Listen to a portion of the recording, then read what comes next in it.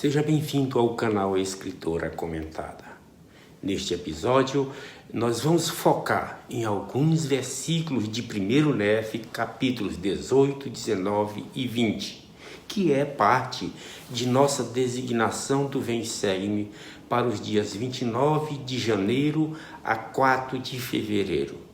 E este é o episódio número 1. E aproveitando, eu te peço para que você se inscreva no canal, se ainda não está inscrito.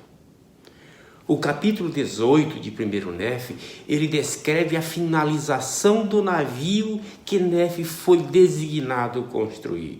Registra o nascimento de Jacó e José e a partida do grupo em direção à terra da promissão. Também nos diz que durante a travessia, os filhos de Ismael e suas esposas se rebelam, junto com Lamã e Lemuel, amarrando Nefe no mastro do navio, e que uma terrível tempestade força o navio a retroceder.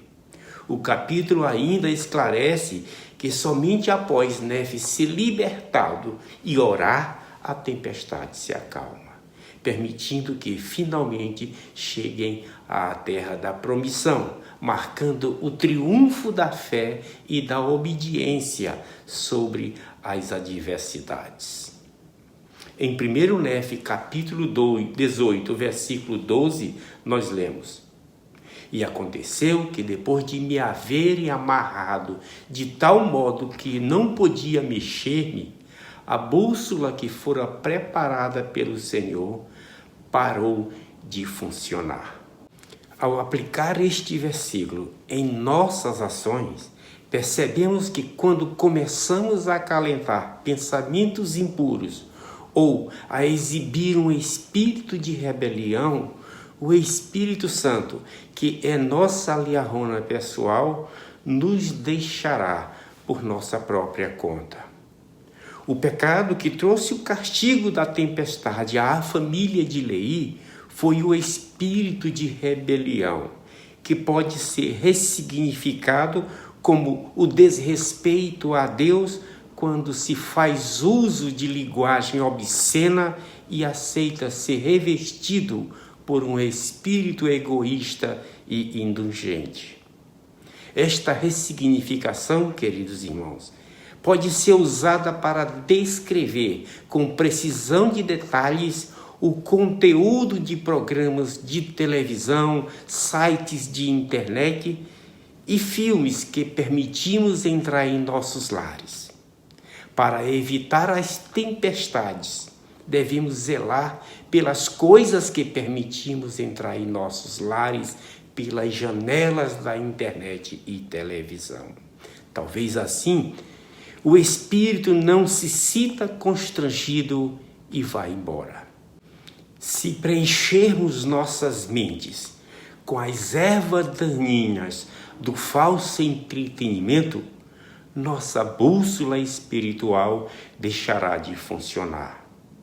Em 1 Nefe, capítulo 19, Nefe registra a história de seu povo em placas de metal.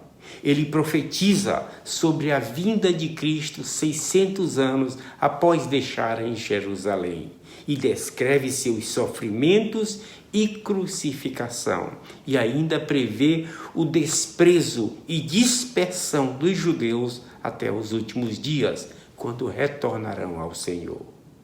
O capítulo ainda destaca a importância da preservação da fé e da esperança, seguindo o exemplo de Nefe, que manteve viva a chama espiritual.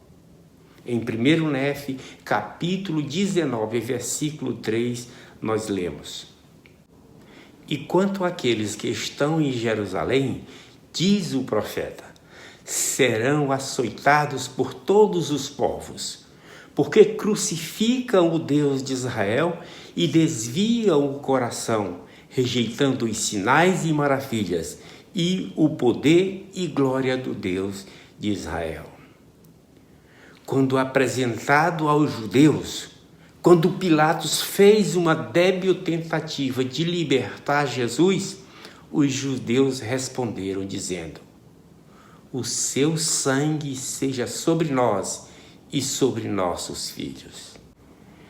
Esta, com certeza, queridos, foi uma infeliz declaração. Eles decidiram a sentença. O Senhor sabia das destruições eminentes que aguardavam esta geração iníqua. Isto é corroborado por seu comentário às chorosas filhas de Jerusalém no exaustivo caminho para o Gólgota. Filhas de Jerusalém, não choreis por mim, chorai antes por vós mesmas e por vossos filhos. Ele também ensinou que o templo seria destruído.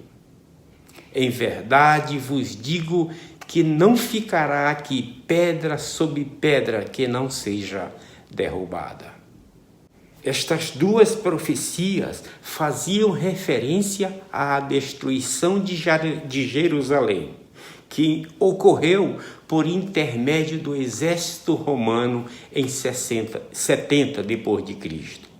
Este foi o início de uma longa história de flagelos que a casa de Israel sofreria. O apologista e historiador judaico Yosef ben Matityahu, me perdoe se a pronúncia correta não foi essa, tá? E que depois de se tornar cidadão romano virou Flávio Josefo, você deve conhecer por esse nome, registrou que os soldados romanos capturavam cerca de 500 judeus por dia e crucificavam.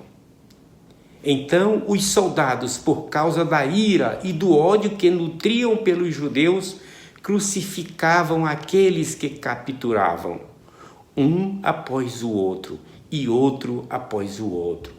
Faltava espaço para as cruzes e faltavam cruzes para os corpos.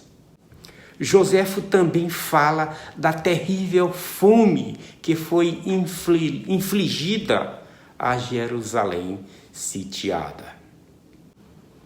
Então a fome ampliou seu progresso e devorou o povo e famílias inteiras. Os aposentos superiores das casas estavam cheios de mulheres e crianças que morriam de fome. E as ruas da cidade, Jerusalém, estavam cheias de cadáveres de idosos. Muitos morreram enquanto enterravam outros. Enquanto isso acontecia, os ladrões eram ainda mais terríveis, pois eles arrombaram aquelas casas que não eram nada além de sepulturas cheias de cadáveres, e as saquearam para provar de que coragem eles eram feitos. No entanto, enquanto o imperador Tito percorria aqueles vales e os viu cheios de cadáveres em adiantado estado de putrefação, ele soltou um gemido. Flávio Joséfo, ele também presenciou e descreveu com detalhes essas horríveis atrocidades. Ele registrou que muitos judeus famintos desertaram para a Síria em busca de proteção. E alguns desses desertores, ao fugir, engoliam o máximo de ouro que podia antes de desertar. Joséfo explica o terrível destino deles. No entanto, outra praga se apoderou daqueles que fugiram, pois foi encontrado entre os desertores uma pessoa que foi flagrada recolhendo peças de ouros dos excrementos das barrigas abertas dos judeus, pois eles engoliam um pedaço de ouro. Eles foram mortos e suas barrigas abertas em procura de ouro. Desconheço qualquer outro infortúnio que se abateu sobre os judeus que fosse mais terrível do que este, já que em uma só noite, aproximadamente 2.000 foram assim dissecados. Joséfo continua seu relato. Agora, o número daqueles que foram levados cativos durante toda esta guerra foi de 97 mil, assim como o número daqueles que morreram durante todo o cerco, mais de 1 milhão de judeus. Este foi o resultado da crucificação de Jesus de Nazaré e da lamentável declaração dos judeus: o seu sangue seja sobre nós e sobre nossos filhos. Toda essa destruição e a dispersão dos judeus teriam sido evitadas se eles tivessem aceitado o Evangelho de Jesus Cristo e tivessem seus corações transformados por ele. Hoje, os povos da terra estão no encruzamento da mesma estrada que os judeus nos dias de Jesus. A mesma escolha está diante de todos. Eles podem aceitar o Evangelho de Jesus Cristo e seguir em frente em direção à retidão, à paz, ao amor e felicidade. Ou podem rejeitá-lo e sofrer maldade, ódio, guerra e destruição.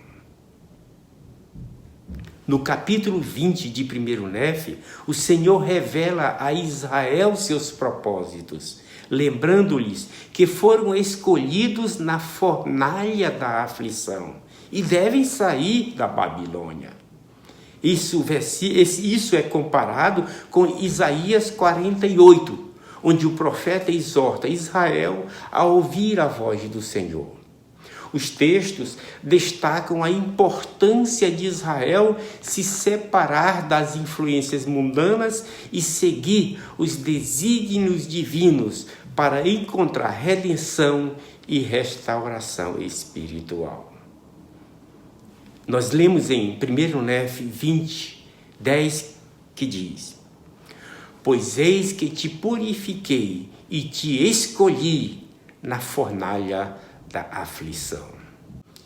Queridos irmãos, nenhuma dor que sofremos, nenhuma provação que passamos é aleatória ou acontece sem motivos. A provação ministra à nossa educação, ao desenvolvimento de qualidades como paciência, fé, coragem e humildade. Tudo o que sofremos e tudo o que suportamos, especialmente quando suportamos ela pacientemente, edifica nosso caráter, purifica nosso coração, expande nossa alma e nos torna mais ternos e caridosos, mais dignos de sermos chamados filhos de Deus. E é através da tristeza e do sofrimento, da labuta e da tribulação, que nós obtemos a educação que viemos aqui adquirir e que nos tornará mais parecidos com o nosso Pai e Mãe celestiais.